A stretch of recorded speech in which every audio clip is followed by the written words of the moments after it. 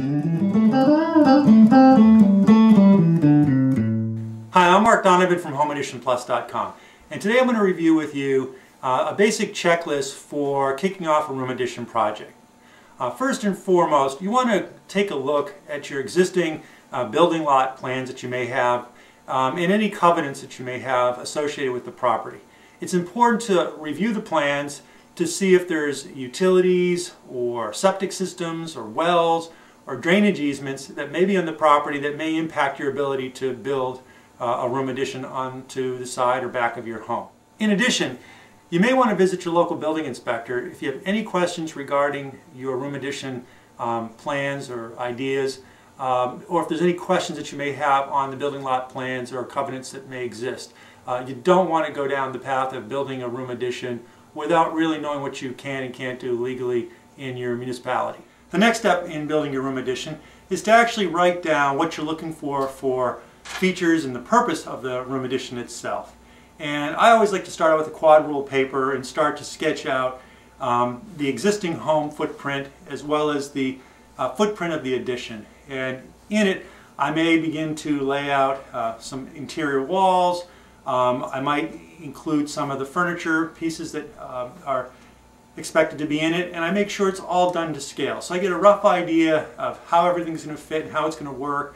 The walk spaces in between all the furniture and the walls that are in the interior of the addition, just to make sure that at least at the top level it's functional. As well as putting together my list of features and doing my initial sketches, I also try to come up with a rough budget of what I expect to spend on the project. So once I have a rough idea of what I'm trying to build, I have at least initial indication from the existing plot plans and the building inspector of what I can build, I then proceed to the next level of transferring my sketches into some type of AutoCAD type tool, house designer type package, to more officially get a nice set of prints that can be used for bidding on the project by contractors, as well as for pulling the permits for having the addition legally licensed to build by the town. So once I have my drawings all together, my list of materials that I want to see, particular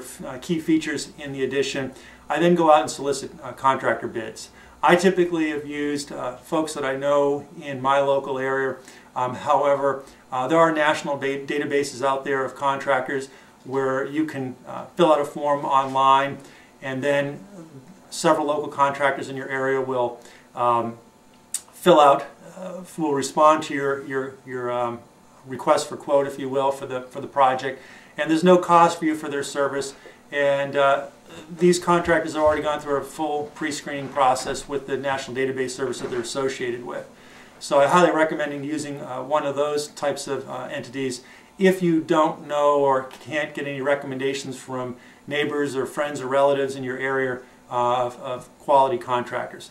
Key to every successful home remodeling project is finding the right contractor that you can talk with, work with, and that'll be dependable, and also offer you a fair price. During the screening process of the contractors that you're considering, I absolutely recommend checking the references, and I suggest checking at least 3 to 4 references, preferably a couple that are very recent, as well as some that are, or a couple that are a few years old. This way you get a good mix of how well their work ethic is in the most recent period of time, as well as how their work actually stands up over time.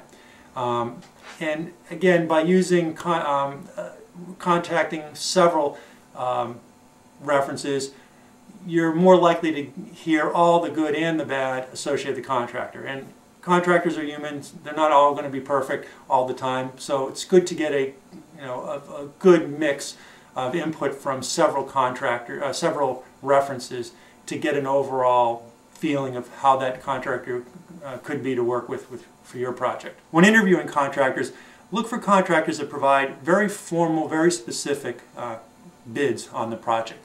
The more detail associated with their bids, the more likely that you're going to get a more accurate estimate of the cost of the project. Look for breakout lists for all phases of the projects in terms of schedule, as well as for the bill of materials. The bill of materials should specifically call out the major key items that you want to see implemented in the home, or the home addition, such as windows, doors, appliances, anything that's a significant material or feature that you want to see in the home should be exactly spelled out in the quote itself. This way there's no surprises down the road when the contractor is actually building your home addition. So once you've found a contractor and you've got some specific costs now associated with the project, you can then take that information along with your formal drawings and go get your building permits. In addition, you can also go out and get your financing or explore financing if you need it. I suggest checking with several banks and consider both home equity loans or potentially refinancing the home altogether with the additional cost of the home addition integrated into the overall mortgage. So when actual construction starts on the room addition, I advise checking periodically on a daily or bi-daily basis with the remodeling contractor on the progress of the job. Make sure that you review what they've done. Again, if you've done your homework correctly and if the contractor's done his homework correctly, there should be no real major surprises or gotchas. Realize that any change orders that you may want to put in as the contractor goes along are probably going to add up to 3x the cost for that specific issue. The contractor's built it, now he has to tear it apart and then rebuild it the way you want it. It's a factor of 3. So think twice before making changes on the fly once the contractor has begun the actual job. You'll save yourself some headaches as well as the contractor a lot of headaches. Also during the construction, make sure that the building inspector comes out at the appropriate times to make sure the work is being done to code and to the local and federal state building requirements. Typically you're going to need them out there once the foundation's poured, when the rough framing's in, once the rough electric and plumbing are in, after the insulation's in, and then finally when the home is, or the home addition is complete, you'll need an occupancy permit. So make sure you don't cut any corners there. It could cost you dearly if you or the contractor skips those inspections. So that's the top level process for kicking off and undertaking a room addition project. If you want more specific information or more detailed room addition checklist or bid sheet, visit homeadditionplus.com today.